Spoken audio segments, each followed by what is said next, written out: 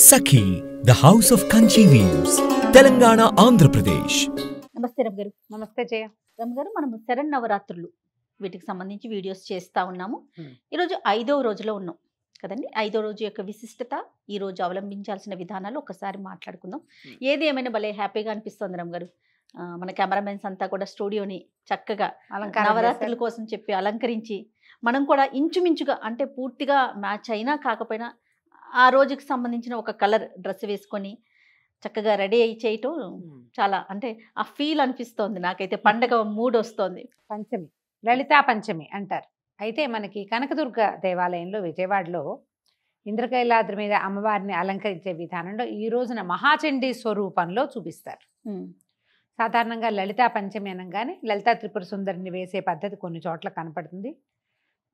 అమ్మవారి అవతారం మహాచండీ స్వరూపం వేసినా కూడా ఈ రోజున లలితా పంచమి నాడు ఉపాంగ లలితావ్రతం అని ఆ లలితావ్రతాన్ని ఆచరించడం పురాతన కాలం నుంచి వస్తున్న పద్ధతి. పంచములు చూడు, ఏ పంచమి నాడు మనం ఏ పూజ ప్రత్యేకంగా చేసుకోం. అవును, వసంత పంచమి ఒకటి చేస్తాం మనం ప్రత్యేకంగా కదా. ఈ దసరా శరన్నవరాత్రుల్లో వచ్చినప్పుడు ఈ పంచమిని లలితావ్రతంగా ఆచరించడం చాలా పురాతనమైన పద్ధతిగా కనిపిస్తుంది. అమ్మవారిని చండీ స్వరూపంలో చూపిస్తారు. ఇక్కడి నుంచి చూడు, ముందు 4 స్వరూపాలు, కొంత సాత్విక రూపాలు. ఇక్కడి నుంచి స్వరూప విశేషాలు మారతాయి అన్నమాట. ఈవేళ చండీ, రేపు మహాలక్ష్మి, ఎల్లుండి అంటే వైష్ణవ శక్తి, ఎల్లుండి బ్రాహ్మి సరస్వతి, అక్కడి నుంచి దుర్గా, కాళిక, అమ్మవారు అపరాజిత, ఇలా ఈ లైన్లో వెళ్తుంది. ఇవాళ ఉన్న మహాచండీ స్వరూపానికి అమ్మవారికి దధ్యోదనం నివేదన చేస్తారు. మనం లలితా పంచమి చేసుకుంటుంటే ఒకవేళ చండికి సంబంధించిన స్తోత్రాలు ఏమైనా చదువుకోవచ్చు, లేదా లలితకి సంబంధించినవే స్తోత్రాలు చేసుకోవటం, లలితకి సంబంధించిన పూజా విధానమే మనం ఇంట్లో నడిపించుకోవచ్చు. అమ్మవారికి మనం కట్టుకున్న ఆరెంజ్ కలర్ కానీ లేకపోతే బంగారపు రంగు వస్త్రాన్ని కానీ సమర్పించవచ్చు. ఆరెంజ్ కలర్ గాజులు, కొంచెం గోల్డ్ కలర్ గాజులు అలాంటివి సమర్పించవచ్చు. అయితే మనం దీంట్లో ఏం చేస్తాము, కన్యకా పూజ కూడా చేస్తాం కదా, కుమారి పూజ. ఈ రోజున మోస్ట్ పవర్ఫుల్ కన్యకా పూజ. ఈ రోజున చేసే అమ్మాయికి 6 సంవత్సరాల వయసు ఉండాలి.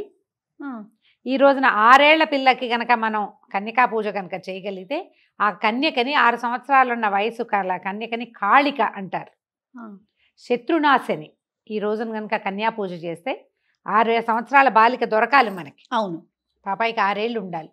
ఆమెకి కనుక పూజ చేస్తే శత్రునాశనం జరుగుతుంది. ఈ రోజున ఉపాంగ లలితా వ్రతం చేస్తారు. ఉపాంగ లలిత అంటే లలితాదేవిని చక్కగా స్వరూపంతో ఏర్పరచుకోవటం. ముందంతా చేయలేదనుకో, మొదటి రోజు నుంచి చేయలేదు, వాళ్ళు ఈ ఉపాంగ లలితా వ్రతాన్ని చేసుకోవచ్చు. లలితా సహస్రనామాలు కానీ, లలితా పంచకం కానీ, లలితా త్రిశతి కానీ, లలిత అష్టోత్తర శతనామావళి కానీ, ఏదో ఒక స్తోత్రంతో అమ్మవారిని అర్చించుకోవచ్చు. మీకు సమయం ఉంటే కనుక మొత్తం అన్ని స్తోత్రాలు చదువుకోవచ్చు. ఈ అమ్మవారికి దధ్యోదనము, పాయసాన్నము ఇలాంటివి నివేదన చేసుకోవచ్చు. అయితే లలిత ఎలా వచ్చింది ఏమిటంటే, తొలుత అమ్మవారు ఇప్పుడు భండాసురుని సంహరించటానికే కదా లలితా స్వరూపం వచ్చిందని చెప్తాం. అవునండి. అయితే ఎప్పుడైతే ఈ భండాసురుడు జీవించాడు అంటే అతను పుట్టాడో, తర్వాత అతను ఏం చేశాడు, చాలా శివభక్తుడుగా ఉన్నాడు, దేవతలందరినీ అణిచేశాడు, ఒక ప్రచండమైన రాక్షస శక్తిగా ఉద్భవించాడు అతను. వీళ్ళందరూ అమ్మవారి కోసమని ఒక యజ్ఞం చేయబోయారట. ఆ యజ్ఞాన్ని నాశనం చేయడానికి ఉద్యుక్తుడయ్యాడు ఈ భండు. అప్పుడు యజ్ఞకుండంలో నుంచి జన్మించింది లలితాదేవి. వచ్చింది, ఆ స్వరూపం కనపడింది అనమాట. వచ్చిన తర్వాత ఆమెతో పాటు అనేక పరివార శక్తులు, మనం రెగ్యులర్గా చెప్పుకునేటువంటి అమ్మవారి శక్తులు అని చెప్పుకుంటాం కదా, అందరు ఆ మాతలందరూ బ్రాహ్మి, వైష్ణవి, కౌమారి, వారాహి, మాహేంద్రి, చాముండి వీళ్ళందరూ కూడా అమ్మవారితో పాటు వచ్చారు. ఆమె నుంచి ఒక్కొక్కళ్ళు బయటికి వచ్చి ఆయా సమయాలకి సరిపడా యుద్ధం చేశారు.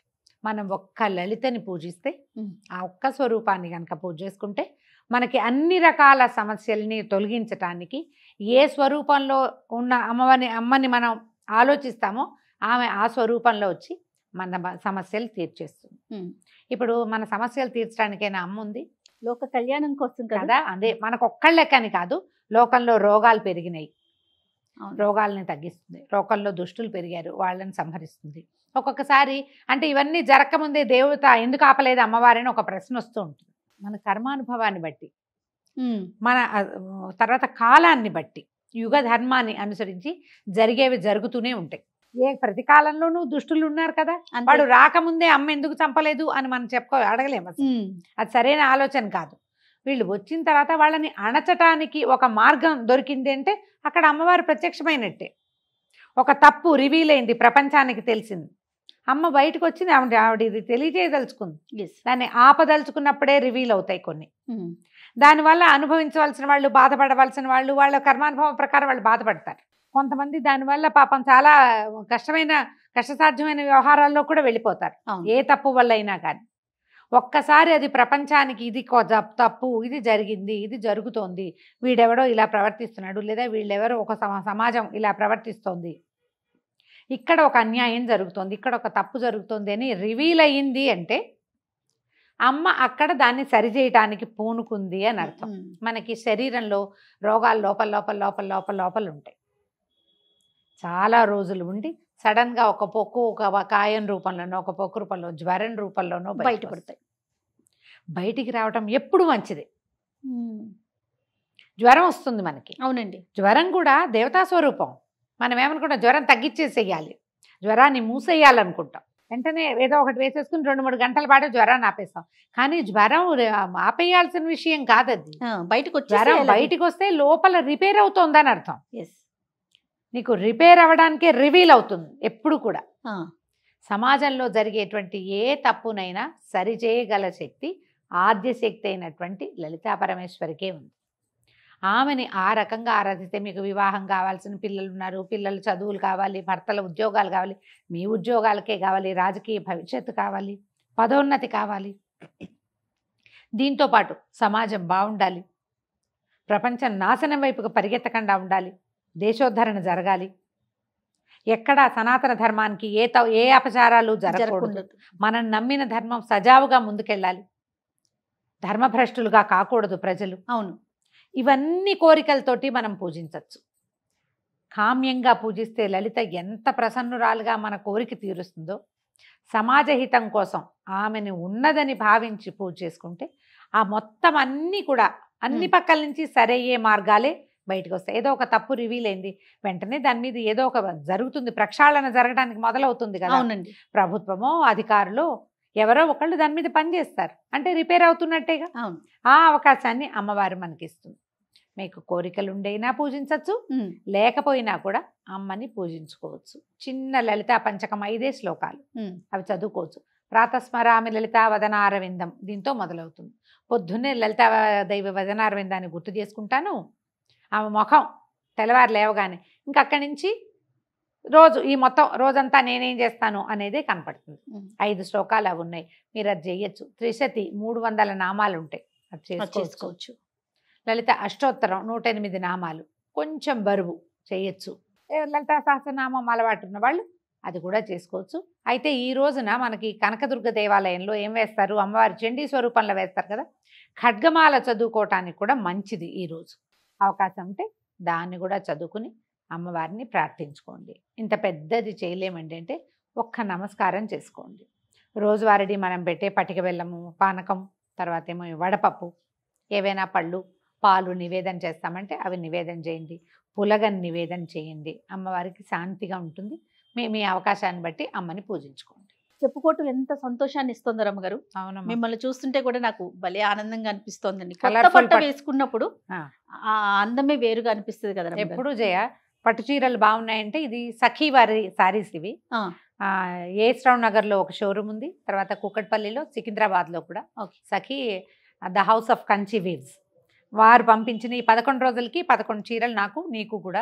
శరన్నవరాత్రులకు సంబంధించి రమ్మగారికి నాకు ఇద్దరికి కూడా చెరుకు ఒక 11 రోజులు సంబంధించిన చీరలు, ఏ రోజుకి సంబంధించిన కలర్ ఆ రోజు ముందుగానే మేమిద్దరం వెళ్ళి చూసుకొని మరీ తీసుకొచ్చాము కాబట్టి బాగా చక్కగా కలర్ఫుల్ గా వచ్చింది. అంటే సఖీలో ఇంతకు ముందు మీరు షాపింగ్ ఏమైనా చేశారా రమ్మగారు? ఏస్రావు నగర్ కి నేను ఓపెనింగ్కి వెళ్ళాను జయ, అక్కడ నేను ఒక సారీ తీసుకున్నాను. ఓకే, సారీ తీసుకున్న చీరలు బాగున్నాయి, అన్ని పట్టు చీరలు ఎక్కువగా ఉన్నాయి, అథెంటిక్ గా. మళ్ళీ వాళ్ళు ఇది పవర్లూము, ఇది హ్యాండ్లూమ్ అమ్మ అని క్లియర్ గా కూడా చెప్పేస్తారు. బాగున్నాయి, చాలా మంచి రేంజ్ ఉంది, రీజనబుల్ గా కూడా ఉన్నాయి. జ్యువెలరీ చాలా బాగున్నాయి జయ. అంటే పట్టు చీరలకి మ్యాచింగ్ జ్యువెలరీ చాలా పర్ఫెక్ట్ గా కూర్చున్నాయి, కనపడేంత బరువు వేసుకున్నప్పుడు అనిపించట్లేదు. చాలా బాగుంది, పర్ఫెక్ట్ గా. దీని వెనకాల సీక్రెట్ చెప్తాను. మనకి ముకుంద జ్యువెలర్స్ వాళ్ళు మనకి శరన్నవరాత్రులకు సంబంధించి ప్రతిరోజు వేసుకోవటానికి మీకు నాకు కూడా జ్యువెలరీని స్పాన్సర్ చేశారండి. ఎక్కడుంది? ఇది KPHP లో ఉంది రమ్మగారు. తర్వాత కొత్తపేట్, సోమాజీ కూడా అంటే ఖమ్మంలో కూడా స్టోర్స్ ఉన్నాయి. చాలా బాగుంటాయండి. వీళ్ళు ఫ్యాక్టరీ అవుట్లెట్ అనే ట్యాగ్ లైన్ తో మన ప్రజల ముందుకు వచ్చారండి. అంటే మేకింగ్ చార్జెస్ తక్కువ, చాలా తక్కువ, ప్లస్ లైట్ వెయిట్ జ్యువెలరీ అనేది వీళ్ళ ప్రత్యేకత అండి. అయితే షార్ట్ పీరియడ్ లో 4 బ్రాంచెస్ ని ఓపెన్ చేసుకున్నారు. చాలా చాలా బాగుంటాయండి. కలెక్షన్ అయితే అసలు ఎంత వెయిట్ తక్కువగానే అనిపిస్తుంది. ఇప్పుడు ఇంత పెద్దదిగా కనపడుతుందా? అంత బరువు లేదు. ఇయర్ రింగ్స్ కూడా మామూలుగా నేను ఇంత పెద్దవి పెట్టుకోలేను కదా. అవునండి, కానీ బాగుంది. దీన్ని చక్కగా ప్యాకింగ్ కూడా బాగా చేశారు. అంటే బరువు జారిపోకుండా ఉండడానికి ఒక చిన్న ఫ్రెంచ్ పిన్ లాంటిది ఏదో ఒకటి అరేంజ్ చేశారు. చాలా బాగున్నాయి.